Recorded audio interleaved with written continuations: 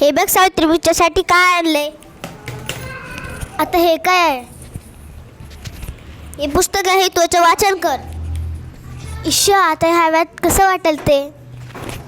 सावित्री, तुम्हाला लग्नाच्या वेळेस वचन दिलं होतं, तर नाही म्हणू नकोस. हे तुला करावंच लागेल. आजपासून तुझा अभ्यास सुरू. पण आता ह्या वेळात कसं वाटेल ते? किती बदनामी होईल आपली. सगळे थू करतील आपल्यावर. स्त्रिया ह्या घरातल्या कामातच बऱ्या वाटत, बाहेर जाऊन नाही. बरं सुद्धा आहे, ठेवा बाजूला, मला लई काम आहेत.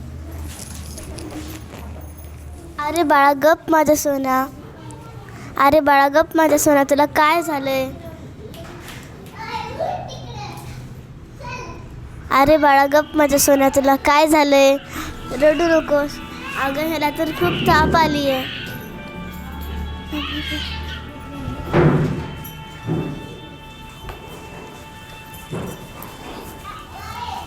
सावित्री, अगं सावित्री, तुझं बाळ किती रडतं?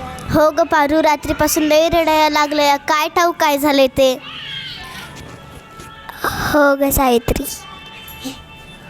हो ग सावित्री, बघ ह्याचं अंग किती तापलंय, इस्ताव्याने तापलंय. आता मी काय करू? अगं इथं झाली आहे भूतबाधा, झाली आहे भूतबाधा. काय भूतबाधा? माझ्या लेकराला भूताने झपटलंय. नाही नाही, असं होऊच शकत नाही. हो ग सावित्री, असंच झालंय. बघ ह्याच्या पापण्या बघ किती लाल झाल्यात. आता मी काय करू? हे पण घरी नाहीत.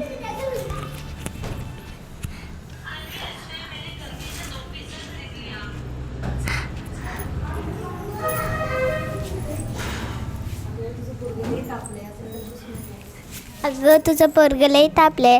असं रडत बसू नकोस. वेळ वाया घालू नकोस. आपल्या गावाबाहेर मांत्रिक बाबा आलेत. ती लई जाळी उपाय करतात. ते त्यांच्याकडे घेऊन जा.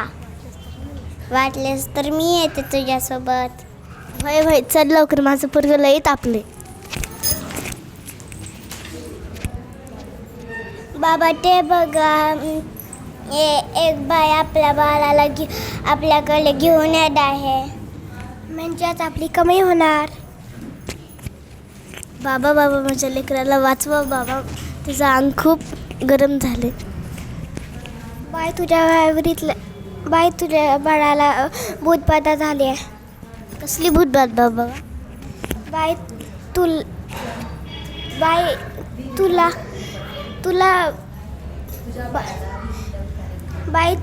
तुला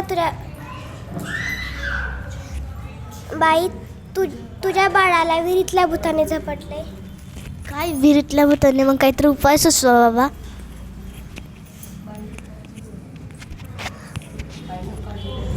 बाई तू काळजी करू नकोस. बाबांवर विश्वास ठेव. सगळं काही ठीक होईल. थोडा धीर धर. कसा धीर धरू बाबा, कसा धीर धरू?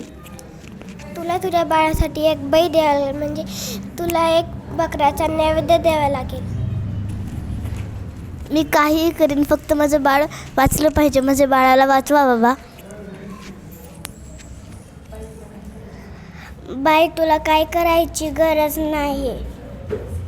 तू फक्त पैसे दे, नैवेद्य आम्ही करू. ठीक आहे बाबा, मी वाटेल तेवढे पैसे देईन, फक्त माझं बाळ वाचलं पाहिजे. हे घ्या, अंगारा दिवसातून 2 वेळा लावू द्या बाळाला.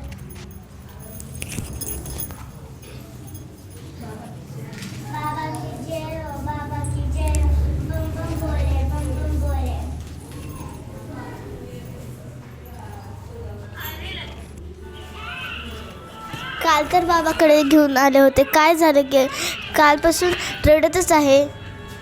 काही फरक पडला नाही काल जाऊन बी. अगं सावित्री, बाळ किती रडत आहे. तुला किती वेळा सांगितले की दवाखान्यात घेऊन जा, पण तू काय माझं ऐकू नकोस. हो ऐकाना, चिडू नका. जरा बघा ना हातात घेऊन. ह्याचा ताप काहीच कमी नाही झाला. त्यावेळी तुला कितीदा सांगितले की घरात प्रसूती करू नकोस. अशा वेळी का आईचं आणि बाळाचं दवाखान्यात असणं किती महत्त्वाचं आहे तुला माहीत आहे का? पण पुरुषाच्या हातातून प्रसूती करायला लाज वाटते. कसं वाटतं ते? त्यावेळी तर कोणत्या महिला डॉक्टर पण नव्हत्या. कशी करणार होते मी प्रसूती? अगं ह्याचं अंग तर तव्यासारखं थापले. अशी कशी गाफेल असतेस तू? अहो मग काहीतरी करा ना.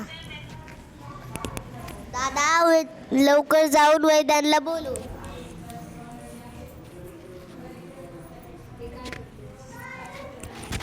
हे काय करतेस तू? मी देवाचा अंगारा लावते. बस कर सावित्री, सगळा अंधविश्वास असतो. अहो जरा विश्वास ठेवा. ह्याचं कपाळ पण अगदी थंड पडलं.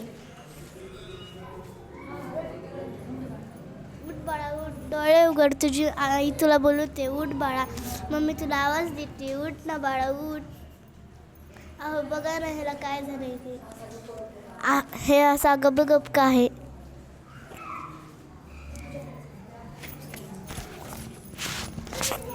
मी नाही राहणार अडाणी. मी शिकेन, मी नक्की शिकेन. उद्या कुणा एका आईला उच्चाराच्या कमतरतेमुळे आपल्या बाळाला गुमणं होणार नाही.